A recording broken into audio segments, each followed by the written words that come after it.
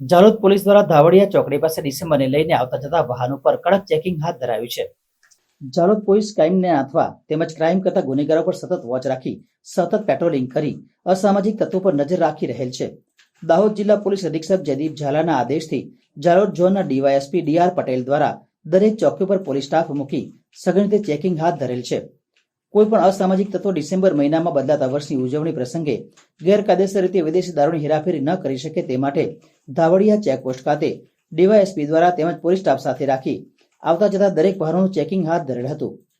આજનું યુવાધન નશાના રવાડે ન ચઢે તેમજ જે લોકો દારૂ પીને બદલાતા વર્ષને આવકારતા હોય તેવા તમામ લોકો પર તેમજ એન પ્રકારે જે બુટલેગરો દારૂ ઘુસાડવાના પ્રયાસો કરતા હોય તેવા તમામ અસામાજિક તત્વો પર પોલીસ વોચ રાખી રહેલ છે।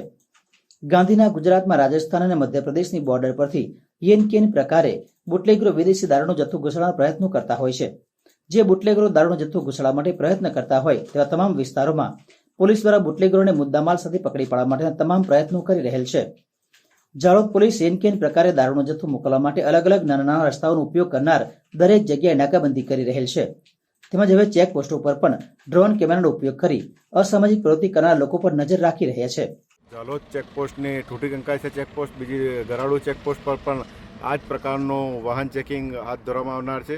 જે અંતર્ગત દાહોદ જિલ્લામાં પ્રવેશવાના અગત્યના જે ચેકપોસ્ટ ઉપર છે ત્યાં પોલીસ અધિક્ષક શ્રી આપેલ સૂચના મુજબ સતત વાહન ચેકિંગ કરવામાં આવી રહેલ છે। મધ્યપ્રદેશ અને રાજસ્થાનની જે બોર્ડરો પરથી નશાકારક પીણું લઈને કોઈપણ વ્યક્તિ દાહોદ જિલ્લામાં કે ગુજરાત રાજ્યમાં પ્રવેશ કરે નહીં તે અંતર્ગત સઘન ચેકિંગ કરવામાં આવી રહ્યું છે।